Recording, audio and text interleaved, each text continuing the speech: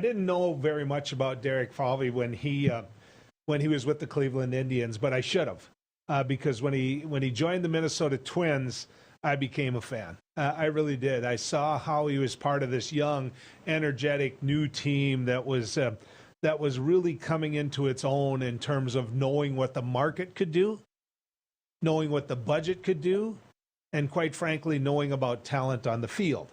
And so that's the best compliment I can give the Minnesota Twins president of baseball operations, Derek Falvey. Thanks for realizing what a hard base and what a great base of Twins fans we have here in the Dakotas, Derek. Thanks for coming on with us. I'd love to be on with you, Joel. Every time I get a chance to meet our fans from up in North Dakota that come all the way down to Target Field, it just warms my heart. There's so much passion for the Twins and our sports all around that big part of our community, big part of our fan base. So happy to be on with you. All right, let's begin with some whining, a complaint, if you will. Are you ready? Go for it. All right. So the missus and I, we're at that age where we try to get down south a little bit in the wintertime, right? So she wants to go. We've got a friend that has a condo down in Florida that we rented, that we got from him. She wants to go in February, which is what we've been doing. I say, no, let's go in March. And she goes, March? Winter could almost be over then. I said, come on, let's try March. She goes, okay, yeah. She comes back a week later and she looks me in the eye and said, this was about baseball, wasn't it? This was about, of course it was about baseball.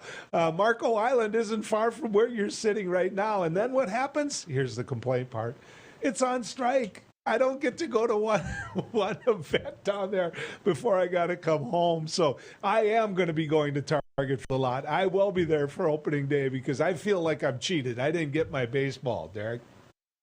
I hear you, man. I will tell you, I was here in February. We could have at least met up for a hello, but there wasn't much going on. I'm just thankful now we got it back. Those are difficult times, but I can tell you, since we've come out of the lockout, our guys are psyched to be here. They're ready to play baseball. It was a choppy winter, but now we're going, and we got it going now. Is it going to work? Because there's a reason you take those players down there when you do, and now it's going to be shortened. Are you concerned at all about that? No, it's a fair question. It's something we thought a lot about even before we got to resume things. Was we knew if it went further, what would it look like? A shorter spring. It's definitely on our minds. We're being really thoughtful about the buildup. I've seen how some teams are handling it. Some guys haven't had some of their regular players in Major League spring training games yet. They're just using them on the backfields, a little bit of work with the minor league side to try and slow ramp up. I think what you'll see at the outset of the season is, particularly on the pitching side, it might be like it was in 2020 when we came out of the COVID season where not everyone was built up to a full workload. And so that may take a little bit of time, particularly for your starting pitchers, to get up to their normal accustomed to 100 pitches or so a game. And hopefully the roster expansion will help with that. So in the course of 1 week for us Minnesota sports fans, we were just like, what? I mean, this is Minnesota. Normally you don't get that many moves. I mean, the Wild make a move. The Vikings make a move. Well, one hires a big goalie. The other hires a linebacker that you love taking away from the Green Bay Packers. And the Minnesota Twins do the one that got the most attention, Carlos Correa. This was a wow. When my cell phone went off, I'm like, you're kidding me. Somebody's pranking me. I mean, this was a big signing by you guys. How long were you working on that? Yeah, you're right. It's a huge moment for our franchise to have what we tagged as the top free agent in this whole class, to come to Minnesota and choose us as a good fit.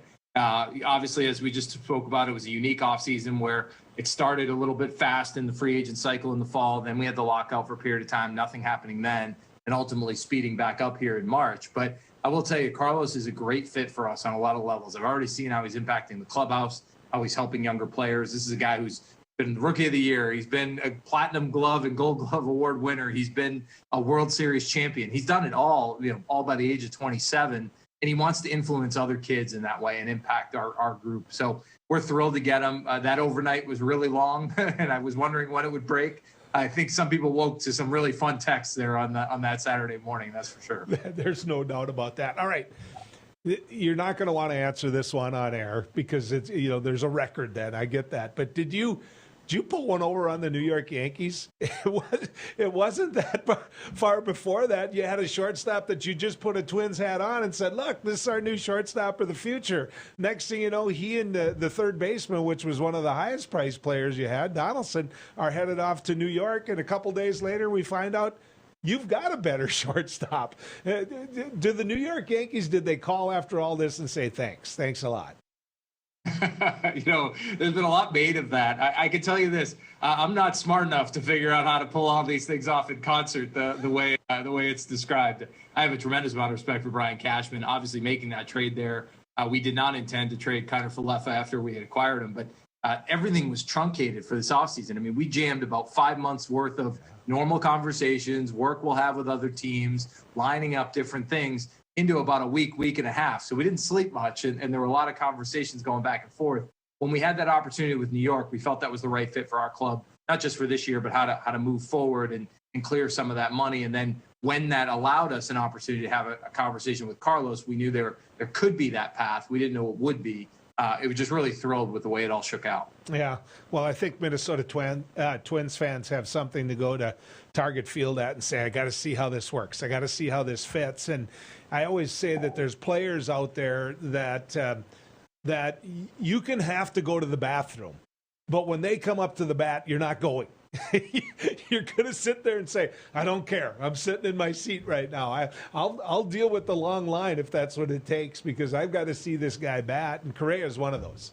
He really is. He's one of those guys you stop and say something big may happen here. There's no doubt. I mean, I think we have a few of those guys now, looking at what Byron Buxton brings to the field and how electric he can be at any moment in time.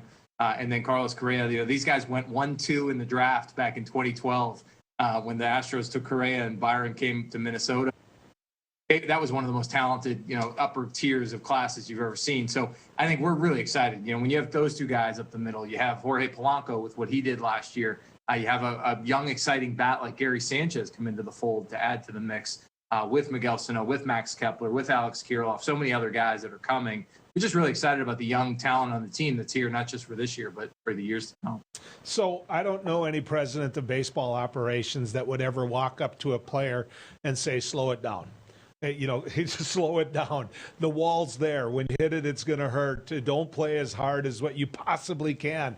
In Buxton's case, I always wonder whether or not you guys do tell him that, whether or not you do say, Byron, you play at 110% all the time, and you're getting dinged up here and there.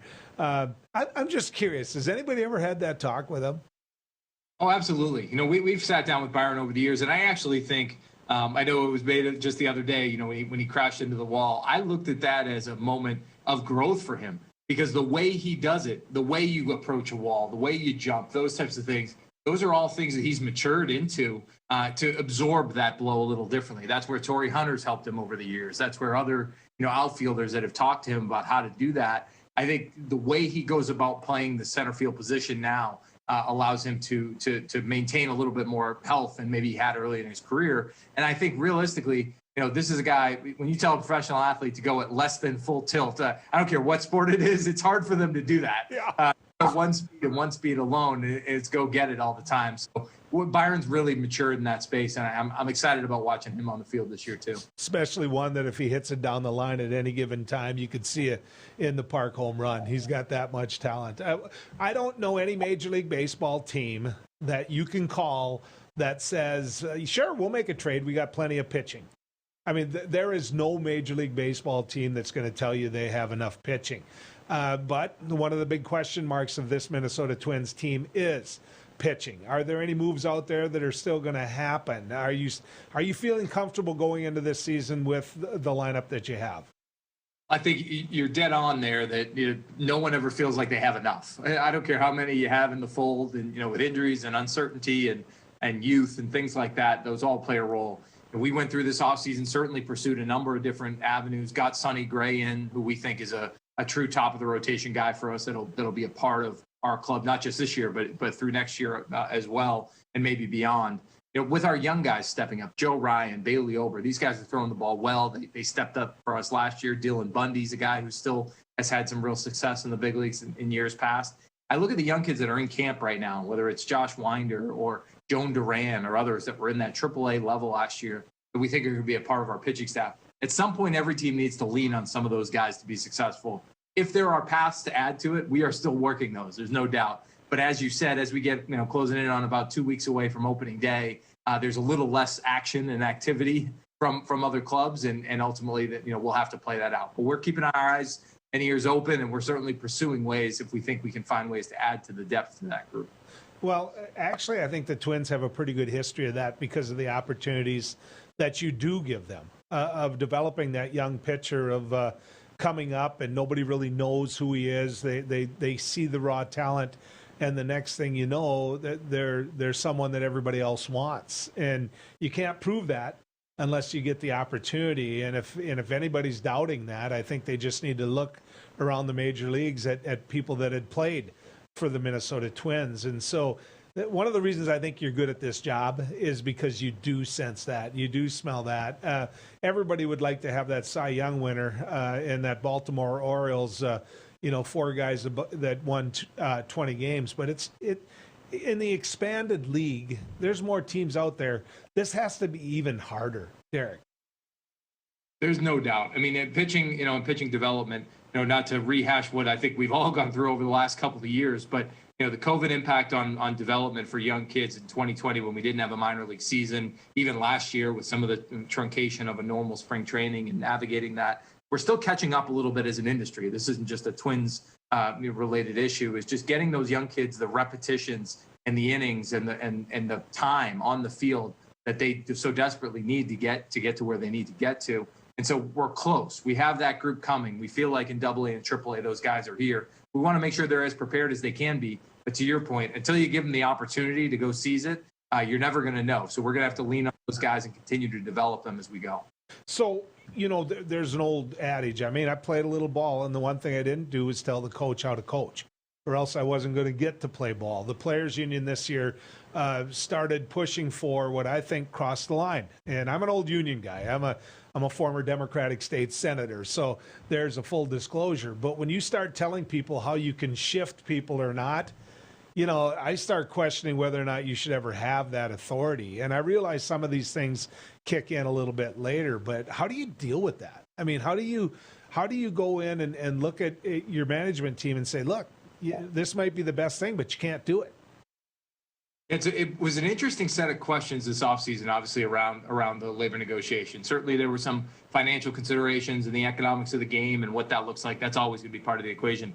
But we have talked more recently about how to shift the game. And I think at the end of the day, I've been on enough calls with Jim Pohlad and with the league and ultimately with our players that we all want to make the game the best version of it that it can be. It certainly has changed over time, right? We know strikeouts are up, power's up. It's a different version of the game that maybe existed 20, 30 years ago. My view of that is let's figure out what the best version of baseball is and how do we achieve it? Because at the end of the day, we want to put out on the field what our fans want to see and what we think is an incredibly exciting game. If we need some rule tweaks along the way to get there, then let's figure those out, but let's figure them out together. And I think we're on a good path. I think there's some things, speed of the game, how to make sure we get more action on the field, more balls in play. Those are things that are going to be part of the equation going forward. I'm excited to see what those bring for this industry. Okay, well, you're good at what you do. And so don't be pulling the pin here in Minnesota until you got the boys on the front of a Wheaties box, okay? Can we cut that deal? That's the goal, man. That's what I wake up thinking about every day and try to figure out. I go to bed every night thinking about how we're going to do it. That's for sure. Keep doing what you do. Thanks for coming on, Derek.